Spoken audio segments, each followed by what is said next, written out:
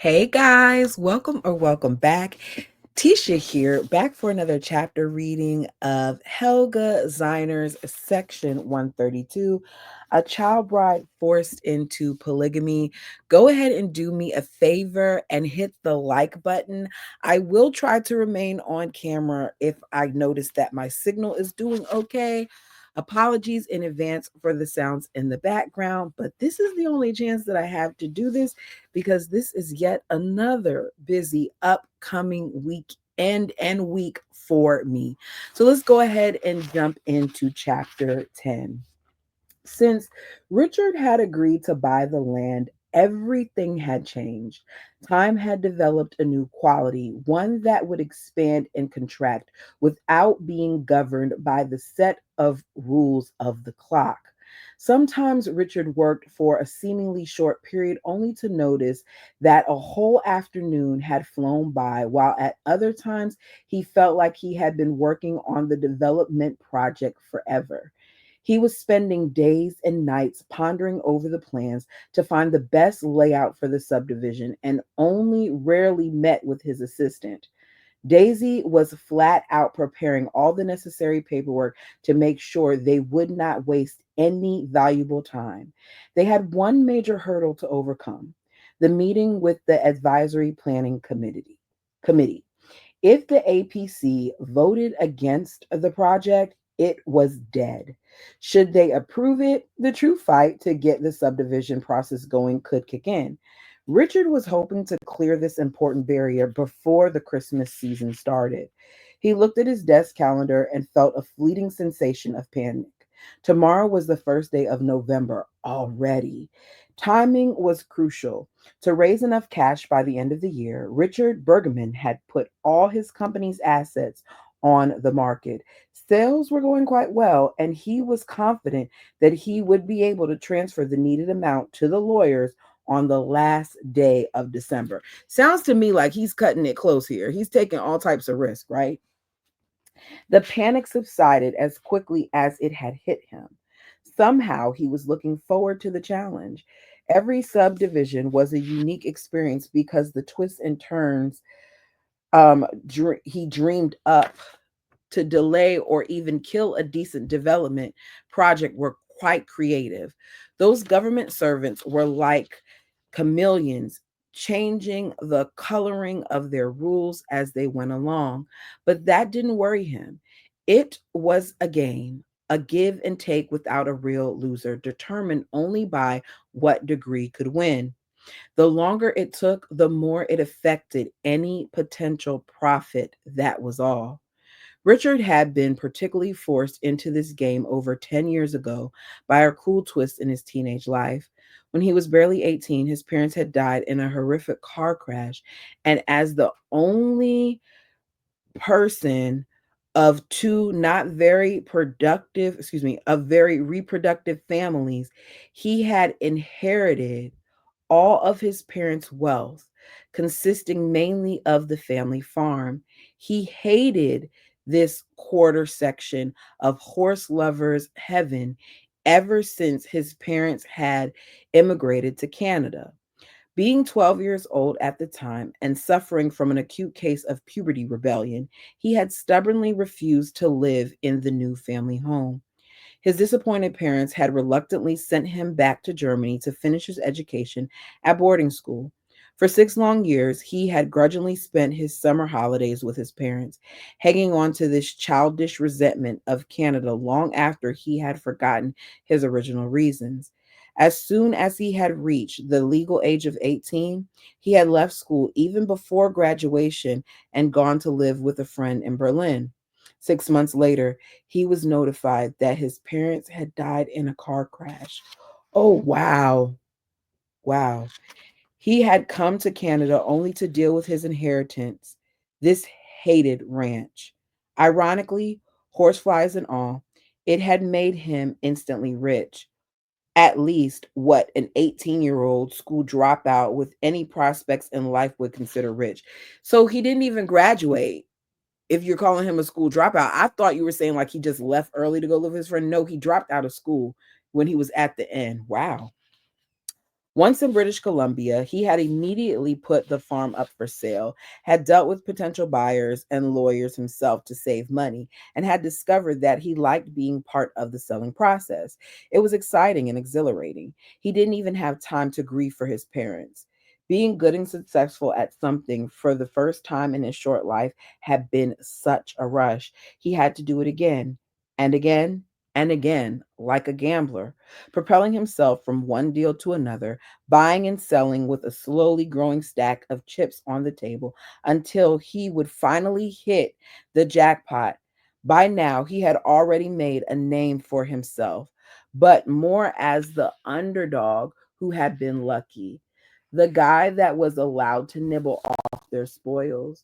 Until now, neither the established big time developers in British Columbia nor the top financiers considered Richard Bergman a serious contender in the game, and he detested their carefully hidden disdain. He would show them all what he was capable of.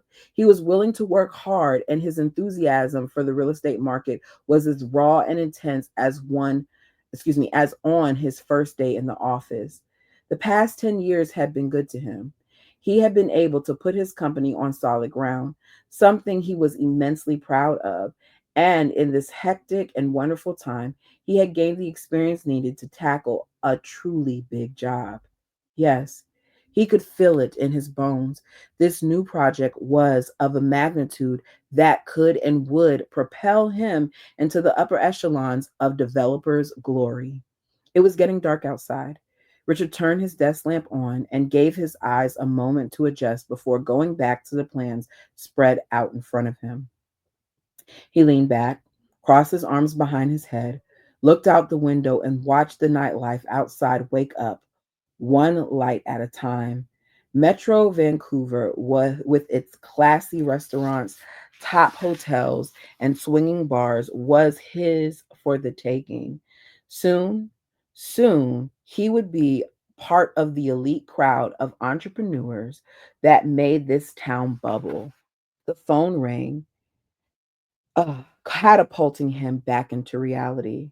It was Daisy asking him if she could email him all the land development regulations of the Thompson Nicola Region District she had finally obtained today. The phone rang.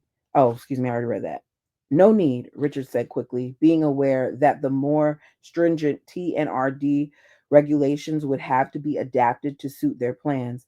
They were specifically designed for urban areas like the large city of Kamloops and shouldn't really apply to the secluded mountain range northeast of Blue River where his subdivision was located. But who knew how an overzealous government agent might interpret them? Daisy was ideally suited to hold them at bay. You handle it. You are so much better at that than I am. You're so right, Daisy agreed with him. I just wanted to give you a chance to shine. Mm. Don't worry about me. I have enough on my plate to prove my worth. He hung up, meaning every word of it. His primary responsibility for now was to familiarize himself with the terrain as quickly as possible. How else could he come up with the best conceptual applications? But it was such a huge area, and most of it was inaccessible. Studying the map, he could find only a few logging roads. He could possibly conquer them with an all terrain vehicle, but that would be a tedious process. On the spur of the moment, Richard opted for a faster and therefore more economical solution. He would hire a small plane and a pilot and spend a few days flying over the land. Together with the topographic map he had ordered at a great expense from a company in Victoria, this should give him a good perspective of the land. His pilot, Andy, was an ex Air Force, but had never lost his enthusiasm for flying. He had his own Piper airplane and occasionally accepted paying passengers to supplement his meager pension. Without those charters, he would never be able to log in enough hours to keep his license active, but that didn't mean he didn't enjoy doing them. As he told Richard even before taking off, he thought most people would be better off staying on the ground. He then proceeded to demonstrate his superiority in the sky. The stunts Andy flew were pretty scary at times. Richard did his best to hide his discomfort at some of the more risky maneuvers and assured himself repeatedly that the guy had combat flying skills. And if nothing else, those daring escapades gave him a very close view of the landscape below. Often, Andy flew so low that Richard thought he could touch the trees, not their tops, but the branches that whisked by next to his window. He could make out single pebbles in the streams, looking into deserted eagles' nests and see deer bounding in front of the plane to take cover in the woods. Wow, he's really close. Each morning, they took off at Kamloops Airport and flew along the Thompson until they reached Blue River.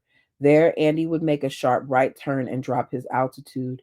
They stayed at a respectable height until they had cleared the resort with its perfectly maintained cabins, gardens, and walkways. I just thought about it.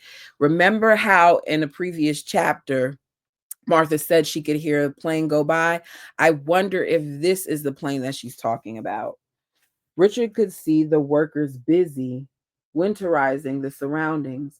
Piles of raked leaves were loaded onto trucks to be taken to the local refuse collection center, which was simply a huge crater in the ground where everybody living in the region brought their trash and dumped it. Although Richard was not overly environmentally conscious, such careless disposal did bother him a bit. He made a mental note to look into this once his subdivision was up and going. Andy liked to drop really low when they flew over those mountains of garbage. Below, Richard could make out individual people, yep, sorting through the piles of garbage. That's what Martha was talking about. When he wondered out loud, why would anybody be doing something so gross? Andy snorted and said they were just dump rats, just bums too lazy to work. They like to dig through other people's trash, shopping at the mall, you know. Richard shook his head. No, he didn't know. Why the hell don't they find a decent job? He thought anything would be preferable to that. But by then, they had cleared the dump site, leaving any thoughts of trash behind. Andy announced that he could smell snow coming. He told Richard that they better take as many pictures as possible and study this land because soon he will not be able to fly over it anymore. So here you have these people who are constantly going through dumpsters to get things, and it makes me wonder because like you said, why wouldn't they get a job? How much work is in that area? Like how far would they have to go in order to work? Because it definitely sounds like they would need a vehicle in order to do so. So I just wonder. Chapter 11. One day at the end of November, Martha thought she could not endure the brutal work in the dump any longer. The next morning, as soon as the bishop's son had dropped them off, she would run away. She would make a dash to the nearby forest and run until she would find shelter somewhere. I don't think he would let her run. We saw what happened with the last young lady when she tried to run. I don't think he would let her run. She would probably not survive for very long, but anything was better than this life. Even the thought of being damned by the Lord for all eternity would not deter her. Her decision was made. How much worse could the dark abyss be compared to this? That very evening, a miracle happened. After supper, Marion told her that she could go back to kitchen duty. Martha secretly wondered if the Lord had decided to spare her or to punish her. The kitchen was much, much better than the dump. It was always warm in there and smelled so good, but working there might also mean that she was being prepared for her husband again. He didn't like smelly women. Since the weather had changed so dramatically 4 weeks ago, it had snowed a little every single day, gradually increasing the layer on the ground until it was nearly half a meter deep. As Martha never lost her fear of being noticed by her husband, she was always hugely relieved when she could leave the main house after she had finished her kitchen duties and wade through the deep snow back into Anna's hut. So far, the bishop had always picked Anna. Seems to me like her throwing up in his face was the best thing she could do. And if I was her, I would throw up in his face again. If that's the only way I could be spared and he didn't hit her, he was so disgusted, then yeah, puke again, sis. She had looked forward to working with Anna, hoping for more of those brief moments when they had shared little stories about the sister wives, as well as the occasional giggle. But Anna had changed. Being her superior, she constantly gave Martha orders how to perform her duties in the kitchen, how to look after her hut, how to take care of her little girl when she had to spend time with the bishop. Anna was always bad tempered and nagged about everything. Martha didn't really blame her though. Anna's daughter was seriously ill, and Anna must be fretting a lot when she had to neglect her baby for such long periods of time. She probably seriously ill because it's freezing and nobody's watching her. And I hope nothing happens to that baby. After another week of continuous snowfall, it took Martha twice as long to make her way down the hill. But as cold as she felt, she was in no particular hurry. By the time she arrived at the hut, her shoes and stockings were soaking wet. She sat down, took them off, and rubbed her cold feet. She looked around the bare, ugly hut. It was always cold in here, too, cold and dead. Martha got up again and peeked through the cracked window between the door and the door frame. Outside the window blew thick snowflakes sideways into the darkness. She hated snow. She hated winter. She hated being cold all the time. She had read about snow, and someone in her old family insisted that it had snowed in Arizona once, but not in her childhood, it hadn't. Vaguely, she remembered that she had been curious about the white stuff that covered everything, thinking it must be so pretty. Now she knew better. Snow was not pretty. Oh, yes, it is. Okay, let me say. Snow was not pretty. Snow meant being cold and sad and alone and tired and dead. I guess I didn't think about that. Unfortunately, for some, they do dread when it's cold because there are people who do not have heat and people who are homeless and things of that nature. And they aren't homeless, but at the same point in August, she was talking about how cold the floor was in Anna's hut. So I can only imagine how it feels. I get what she's saying. Okay. Martha really didn't want to look at the lifeless little figure in the cot. She didn't expect Anna back until the morning hours and hoped that she wouldn't come back at all. If it continued to snow all night, Anna might opt to stay up at the main house. When Anna had left in the morning, she had been too exhausted to properly check on her baby and hadn't noticed that it made no sound and didn't move. Oh no.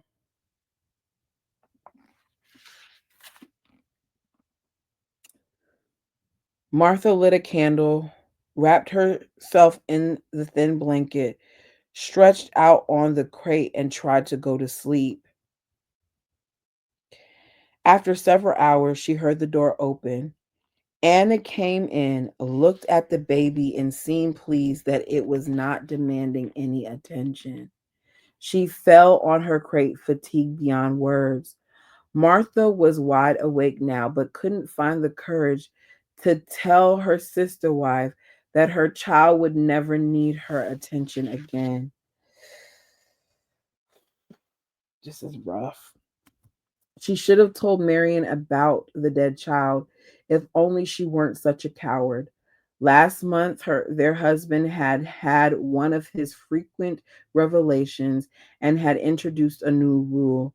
No wife should tend to the child of another. Are you freaking kidding me?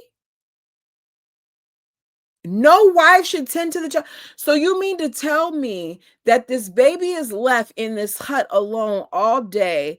It's cold and all these other things. When she comes in, she's not supposed to tend to the child? It was up to the Lord which one of the little ones would survive. He had explained to the women that the Lord wanted it this way because only the strong must live for the glory of his future kingdom. This is a load of crap. To care for the baby in Anna's presence would be considered an act of defiance. Martha had felt sorry for the poor little creature, and even though it was against the rules, had sometimes dipped a piece of cloth in some milk and let the baby suck on it. The child had been so weak, it had barely had the strength to suck a few drops of milk from the rag. Looking at its wasted body, she had remembered what her mother used to say.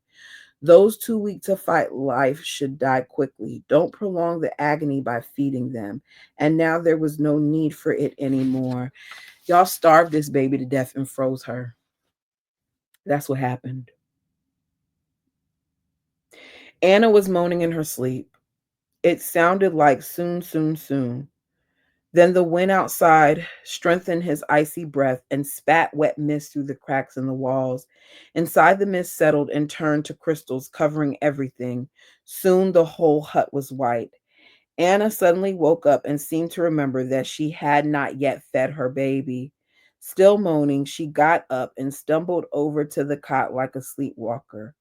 Martha watched her pick up the lifeless body and tuck it, wrapped inside a small blanket, tightly to her breast to give it milk and warmth. "Come on," she urged. But of course, the baby did not drink. Anna tightened her grip, pressing the little body even closer to her own. It did not move. Anna started to cry silent tears. They dripped on the baby. Even the warm, salty fluid did not make it move. "You must let go." The child was dead, but for some reason, Anna did not want to understand. "Please, Anna. Please, Anna. Please. You have to let go." "No, it's just cold. I have to warm it." Covering her daughter with the blanket, she rocked it back and forth. When daylight filtered through the cracks in the wall, she stopped and placed the baby back in its crib. Martha and Anna left the hut together and joined the other women as they made their way up the hill. On their long walk through the knee deep fresh snow, no one asked Anna about her baby. Somehow, they looked at her and knew it was only a matter of time until Anna would accept it herself. When their husband had finished his breakfast, which he usually enjoyed by himself in his private quarters, he joined his family in the community hall and told them that they were snowed in. Nobody could leave the compound. It had snowed so heavily overnight that all the roads leading to the highway were closed. It could take up to a week before they were cleared. All the wives and daughters should now work in the kitchen and the laundry. They should start sorting and cleaning all the wonderful material the Lord had left at the dump for them. It had to be carefully cleaned and washed and dried and ironed so they could make pretty things out of it. Immediately, everybody's spirits lifted, and over the next few hours, the general mood seemed light-hearted. Every now and then, Martha noticed subdued laughter in the kitchen. One woman would make a silly or funny remark, and everybody would quietly chuckle. Martha adored this. It reminded her of her old home, of the times when her father had been away and the bigger boys were at work, when there was no one around to chastise her mothers and siblings for frivolous behavior. Now, for the first time since she had arrived last summer, it was the same here. Even Marian had lost a bit of her sternness. She never laughed aloud or joined in the banter, though. That would have been inappropriate. After all, she was the first. In the early afternoon, Marian abruptly turned to Anna and told her to go down to the hut and bring her child up to the main house. Anna frowned in confusion, but only hesitated for a second before she ran out of the kitchen. After she had gone, nobody giggled or joked anymore. Everybody busied themselves with chopping the cabbage that was to be picked, that was to be pickled, making dough for baking, and doing some of the other things necessary to feed a large family throughout winter. Everybody seemed to be waiting for the inevitable. Feeling cozy and content, both physically and emotionally, for the first time in many months, Martha was suddenly so sleepy she could hardly keep her eyes open. Just when she thought she could not hold herself upright any longer, Marian touched her back and ordered her to go to the steam room in the laundry. There was a pile of dirty clothes that needed to be attended. Martha considered this to be the best duty in the whole household. She would be by herself for an hour or two, and she had to do was stay next to the large steam bucket with a tall wooden paddle. Quickly before Marion could change her mind, she rushed off. As long as she stirred and turned the clothes at regular intervals, she could rest in between and revel in the sensation of being completely and totally warm. The steamy heat would comfort her, penetrating her skin and her muscle tissue right down to her bones, right into her heart. The mood in the kitchen had turned so restrained. It would be a blessing to be away from the gloomy women. When Martha arrived in the laundry, she went straight to the steam room and quickly closed the door behind her. She turned the soggy mass in the bucket once, then could not resist the mountain of dirty laundry waiting to be washed, bedded herself down on it, and immediately fell into a deep sleep. She gonna get in trouble. Whew! High pitched shrieking woke her up, a woman's voice wailing uncontrollably. Martha jumped up, confused and dazed. Where was she? There was a mist all around her, like fog in the morning. Her heart was drumming away. Strange noises and indistinguishable as the contours of her surroundings wafted through the haze. Loud, angry, shouting and yelling, coming from a woman. Martha was stunned. That was impossible. Women stayed quiet, talked in hushed voices, and suppressed their emotions. They did not yell, they did not scream, they kept sweet. Now there were other voices mingling with the crying and shouting. What was going on? Nothing this excited had ever happened in Martha's life before. Oh, goodness. It definitely came from the kitchen, drawing her to it like a magnet. All tiredness gone, she raced out of the steam room through the deserted laundry, up the stairs, through the deserted laundry, up the steps, and down the hallway. At the open kitchen door, she froze. All the sister wives and their daughters who worked in the laundry and kitchen were crowded in between the two long working benches, forming a semicircle but keeping a safe distance from the single lone woman in their midst, Anna. Some of them tried to calm her by begging her to listen to them, but without any success. Anna screamed at the top of her lungs. Martha listened, fascinated to the bizarre accusations and swearing words, flying out of Anna's mouth. They were as foreign, as incomprehensible to hear as the chaos in the room. Itches. Now she's saying the actual word. Itches, effing itches, rotten hell. Anna held a knife in her hand and was lunging at the women. Give me my little girl back. You effing jealous whores. You killed my child. You begrudged me my luck. I am his favorite. I will have all his sons and daughters. You have killed my child. He will kill you all. Satan will destroy you. Whores, whores, whores, wicked women. You will be destroyed. Anna's going in. No, she over there calling them whores. It's not funny, but good grief. Nobody dared to move any closer. Looking around, Martha could see horror in every one of their stricken faces, horror and disbelief and disgust. She was not sure what the word whore meant or effing. Only the word itch was familiar to her. Why did Anna call the others female dogs? Of course, Anna was very upset for losing her child, but she had no right to say such ugly words and accuse her sister wives of murder. Anna was confused. Surely she did not mean it. Still, this was so exciting. Martha's face was flushed from the heat in the steam room and from watching the wild exhibition of Anna's open rebellion. All the bad thoughts that she had ever thought and tried to suppress were nothing compared to this. Anna was acting out something so unimaginably rebellious. It made Martha delirious with pleasure to realize she was not the only one behaving like a sinner, having secret thoughts of running away. There it was, out in the open. Anna screaming, accusing, forgetting every single rule that they had to abide by. How wonderful, how satisfying that was. I get that she's happy that she now sees that Anna was suppressing things as well. But this is not going to be good for Anna. And I'm worried for what's going to come. Martha pushed through the wall of women and girls to get a closer look. Anna was still hurling profanities at them all.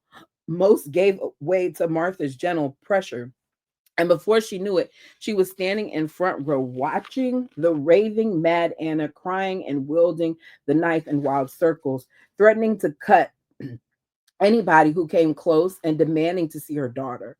Martha was shaken like a leaf herself now, but more from exhilaration than distress. Even though she was a bit frightened, she knew Anna would never hurt her. Poor, agitated Anna suddenly noticed Martha and stopped swearing and whirling around. Standing just a few feet away from Martha, she stared at her, and her expression lost a bit of its harshness. No, Martha, not you. Anna let her eyes wander over to her sister wives, scrutinizing them as if she had never seen them before. Then she turned back to Martha, the only face that seemed to make any sense to her. Not you, Martha. It's not your fault. Go away now. What did Anna mean? What wasn't her fault? That baby was dead. Of course it wasn't. Anna was confused, and that was a feeling Martha knew very well. How often had she been confused, not just since she had become part of her husband's family, but all her life, as long as she could remember? All those rules, her whole life, had been governed by rules she could not understand. Surely Anna was only looking for answers. Why was her child dead? Why did she never have enough time to look after it? Why were the others not permitted to take care of it? Why did she have to leave it alone all day in the cold hut? Anna needed answers to those troubling questions to find some kind of solace. Martha didn't have the answers, but maybe she could make Anna calm enough to let the others explain all those things to her. Martha held out her hand, feeling quite brave. Please, Anna, give me the knife. The young woman and the girl stared at each other for a brief moment. No. Martha smiled at her. Please, Anna, give it to me. I want to help you. You don't want to hurt anybody. The caring tone in Martha's voice made Anna crumble. Slowly, she lowered the knife. Her shoulders hunched over, and her crying turned into hushed weeping. No, no, no. The knife fell on the stone floor with a harsh clatter. Martha was elated. This was like a miracle. Hadn't she just saved Anna and everybody present from harm? Perhaps she was an angel. Angels did things like that all the time. The book was full of amazing stories just like this. She turned around, expectantly looking for approval and possibly some praise from the others. After Anna had dropped the knife, the room became very still. The faces of her sister wives did not mirror the same joy she felt. In fact, they didn't even look at her. All heads were turned toward the door.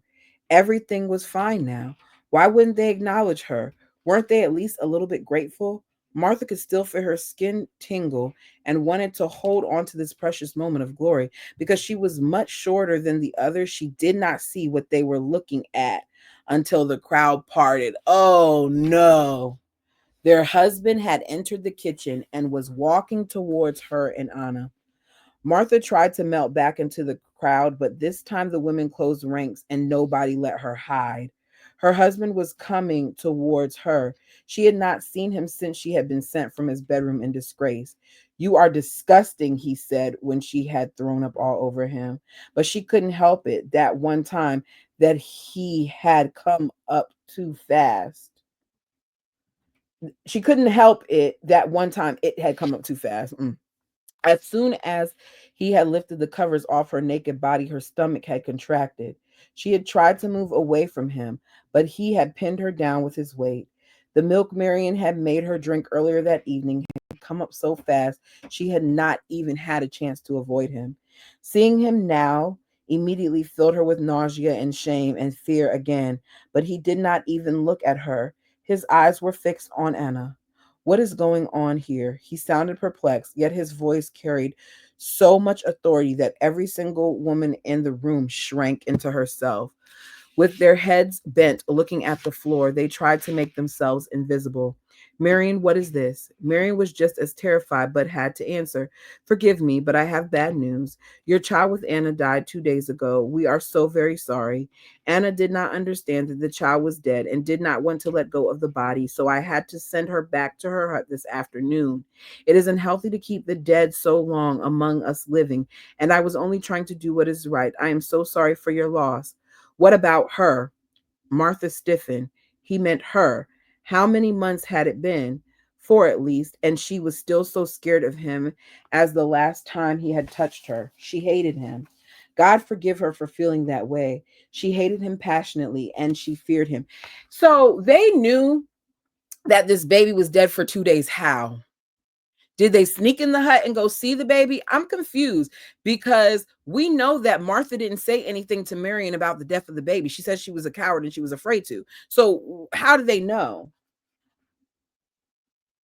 She wanted to grab the knife on the floor and stick it into herself to stop him from looking at her. May the Lord punish her for her thoughts. Marion moved a little in front of her. Your wife Martha only helped us to avoid bloodshed. Their husband frowned hearing her name. Had he not recognized her, Martha was petrified that he would now punish her for her old sins, but his glance passed over her and focused on Marion again. He contemplated the situation briefly, then gave Marion his orders. You have done right. You will not be punished. But the Lord has shown his displeasure with my wife, Anna, who has disgraced me by producing a weak offspring. See what I'm saying? The offspring wasn't weak until you wouldn't allow the lady to feed the baby, and you had the lady keeping the baby in this cold hut when the lady could have been up the hill and you could have been watching the baby, since you don't do anything else but order other people around. But you're going to blame this on her and make her feel even worse. Take the body of this poor soul and bury it. We will all pray together tonight for his deliverance to the Lord's doorstep. May he forgive this child's sins and send it into my kingdom. I shall accept this child when the time comes for all of us to rejoice in our rightful place in heaven. All except this one. He did not need to point at her or Anna. Martha knew he would now condemn them both. Anna has wanted to shed innocent blood. She has sinned in the name of the Lord, and it is my duty to destroy her in the flesh. A tiny cry escaped Martha. Her hands flew to her mouth, but it was too late. Her husband had noticed it and shook his head. You need not be frightened. Now he pointed to Anna again. None of you except her. I forgive you all for idling away your time, giving into jealous satisfaction, letting one of your own sink so low. I know you like a father knows all his children. You are only women. You are not perfect, so I forgive your sins. You should have told me about the dead child before it came to this. You should have let your master handle this. Your master, give me a break. All of you are forgiven, all except this one who has cast shadow on her everlasting glory. She will be dealt with in a manner the Lord will reveal to me after my many prayers. Marion, take her away. You know where to. Get her out of my sight. Anna slumped to the ground, crawled toward him on her hands and knees, and grabbed his ankles, pleading desperately. Please forgive me. I will be with child again, I swear. I can give you many. You are my husband. I need to go with you to your kingdom, or I will rot in darkness of hell. I need a child. Give me a child. Please, please, please give me another child. Lips curled with disgust, he freed his ankle from her grip and took a step back. Marion, take her away. I don't want to see her again.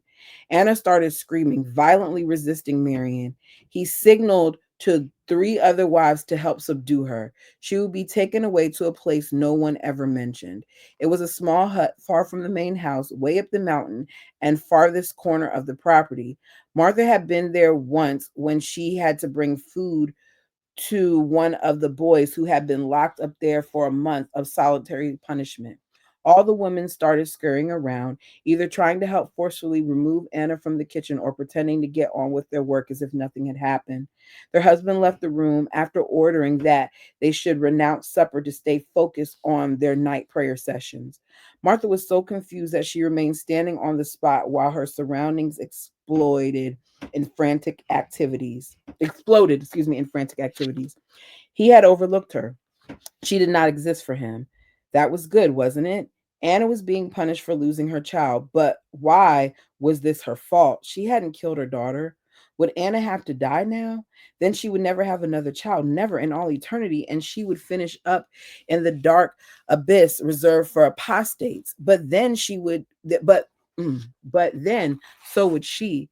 If her husband was so disgusted with her that he didn't even recognize her, he would never want to be with her again, and she would not get with child either. She would also go to hell when her time came, because apparently the only way you can make it into his kingdom is if you have a child. That just sounds crazy. Women without children will refuse entry into his kingdom.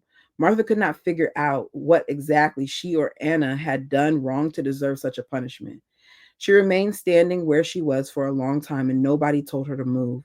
Would they all now follow his example and ignore her? Marion came back, saw her still standing in the middle of the room, and whispered, "Go down to Anna's hut and stay there. Go quickly. It's yours now. Don't come back here tonight. Stay away until you hear from me." Martha hurried from the room. All she could think of was that she would have the hut to herself now, the bed and the extra bedding. Yeah, but at what point is he going to call on you? Because now he doesn't have her, and we know he doesn't want to sleep with those other older ladies. You guys, this chapter, woo wee. May have to put a warning on this one too, because there's a lot going on. And that thing from the baby, yeah. Let me know your thoughts on this. What do we think of this so-called bishop? What do we think about his wives? Because here it is, you're demanding that she get out of your sight, and the wives are the ones that seem to always punish the other wives. Anyways, let me know your thoughts on this. Until next time.